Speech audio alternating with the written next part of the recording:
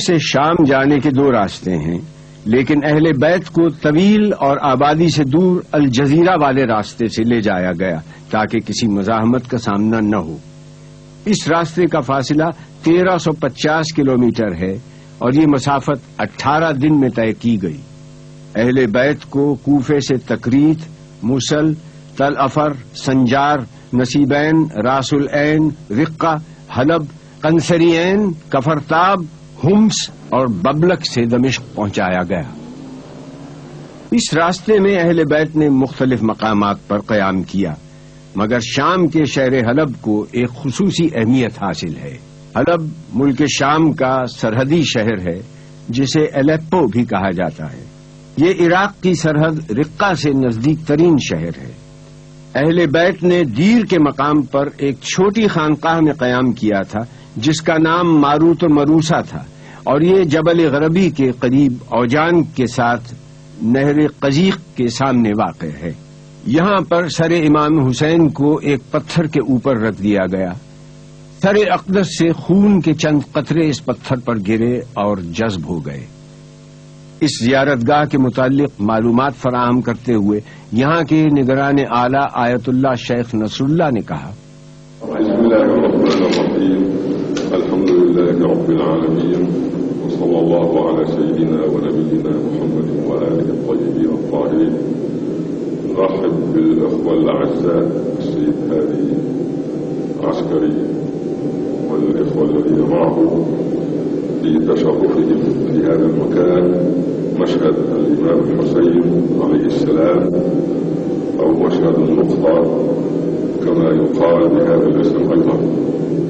هذا المكان له ارتباط في معركة كربلاء، حيث أن الإمام الحسين عليه السلام عندما استشهد في كربلاء أمر يزيد عليه اللعنة أن يأتوا برأس الحسين ورؤوس أهل بيته وأصحابه وعياله أن يأتوا بها إلى الشام.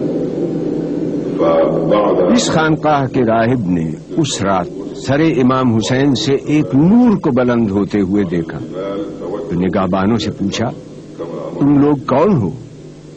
انہوں نے کہا، ہم ابن زیاد کے سپاہی ہیں۔ پوچھا، یہ سر کس کا ہے؟ واسم الدير دير معروفة ومؤلف عبارة عن غرفتين صغيرتين. راہب نے یہ سوال کیا، کیا ہے اس کا نام؟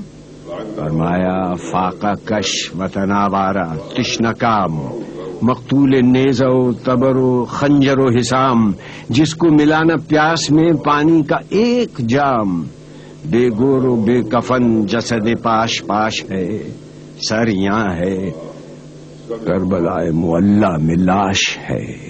یہ حسین ابن علی کا سر ہے جو فاطمہ بنت رسول اللہ کا بیٹا ہے۔ نے کہا، تمہارے نبی کا نواسا؟ انہوں نے کہا، ہاں۔ نے کہا، تم کیا ہی برے لوگ ہو، کیا یہ ممکن ہے کہ تم مجھے ایک رات کے لیے یہ سر دے دو اور مجھ سے 10,000 درہم لے لو؟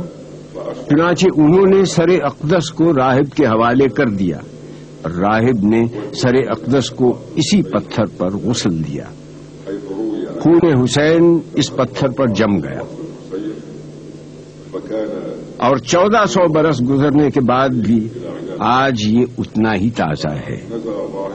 اس نے اللہ سے اور اس جگہ کی برکت سے یہ ایک اہم زیارت گاہ ہونے کے ساتھ ایک معجز نما مقام بھی ہے۔ اس واقعے کی مناسبت سے اس مقام پر ایک اہم زیارت تعمیر کی گئی، اسے مشہد النقطہ کا نام دیا گیا۔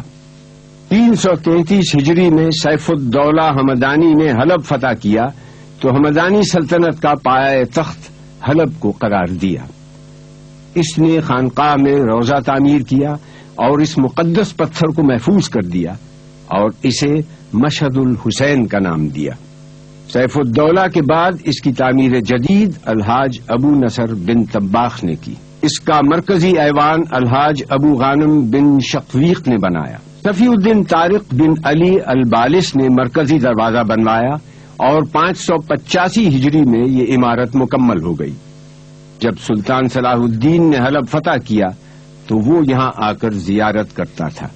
تاتاریوں کی یلغار نے اس زیارت گاہ کو بھی نہ چھوڑا، وہ لوٹ مار کرتے ہوئے تمام تحائف و جواہر لے گئے اور عمارت کو شدید نقصان پہنچا۔ جب ملک سلطان الظاہر حلب کے حکمران ہوئے تو انہوں نے یہاں تعمیر نو کا بیڑا اٹھایا۔ 1970 میں اس زیارت گاہ کی تعمیر جدید کا کام از سر نو شروع کیا گیا، جس کی سرپرستی آیت اللہ سید محسن الحکیم نے کی اور آیت اللہ شیخ نصر اللہ کو تعمیری امور کا نگران مقرر کیا۔ زائرین کی سہولت کے لیے وسیع و عریض صحن بنائے گئے اور جدید سہولتیں فراہم کی گئیں۔ زیارت گاہ سے ملحق مسجد ہے۔ حدیث عشق دو باب است، کربلا و دمشق، یک حسین رقم کر دو دیگر زینب۔ ملک شام جس کا نام سوریا بھی ہے، دمشق اس کا دارالخلافہ ہے۔ یہ فلسطین اور ترکی کے وسط میں واقع ہے۔ پیغمبر حضرت آدم نے یہاں رہائش اختیار کی تھی۔ قابیل نے اپنے بھائی حابیل کو اسی سرزمین پر قتل کیا تھا۔ دمشق دنیا کا قدیم ترین شہر ہے۔ زمانہ قبل از تاریخ دمشق موجود تھا۔ 732 قبل مسیح اسیرین آباد تھے۔ اس کے بعد مختلف قومیں آباد رہیں۔ دمشق قدیم اور جدید تہذیب کا سنگم ہے۔ تاریخ دان دمشق کو جولاق، الفایا، الشام، دمشق ابن کنعان کہتے ہیں۔ قدیم دمشق کے چاروں طرف مضبوط دیوار تھی اور 8 قدیم دروازے تھے، جن میں سے 2 اسلامی حکومتوں کی یادگار ہیں۔ دمشق کو اسلامی دنیا میں ممتاز مقام حاصل ہے، جس کی بنیادی وجہ روضہ سیدہ زینب، قبرستان باب صغیر، مسجد اموی، روضہ جناب رقیہ بنت حسین ہے۔ قبرستان باب صغیر دمشق میں مقام شرجی میں واقع ہے۔ یہ ایک وسیع و عریض قبرستان ہے جہاں عام لوگوں کے علاوہ اسلامی دنیا کی عظیم برگزیدہ ہستیاں، امہات المومنین اور امام زادگان مدفون ہیں۔ ان قبور کی خاص پہچان یہ ہے کہ ان پر سبز گنبد ہے۔ یہ حضرت بلال حبشی کی قبر ہے۔ آپ کا تعلق حبش سے تھا۔ آپ صحابی رسول ہیں اور آپ کو اسلام کے پہلے مؤذن ہونے کا شرف حاصل ہے۔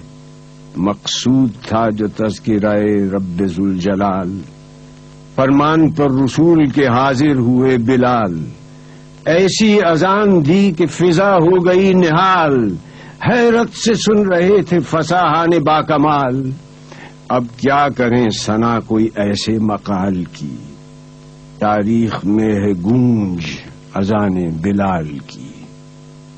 رابر میں صحابی جلیل عبداللہ ابن جعفر طیار کی قبر ہے۔ اس گنبد کے نیچے اسما زوجہ جعفر طیار، سیدہ میمونہ بنت امام الحسن اور حمیدہ بنت مسلم ابن عقیل ہیں۔ ایک گوشے میں سکینہ بنت الحسین اور سیدہ ام کلثوم بنت امام علی ابن ابی طالب کا روضہ ہے۔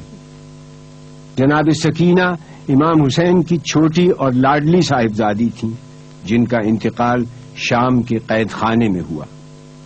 ننھی سی کہاں قبر بناؤں میں تمہاری، چادر بھی نہیں جس کا کفن دوں تمہیں باری، پردیس میں کی تو نے قضا ہے میری پیاری، کیا آخری خدمت کرے ماں درد کی ماری، پوشیدہ ہے خاک جو تن ہوگا تمہارا، یہ خون بھرا کرتا ہی کفن ہوگا تمہارا۔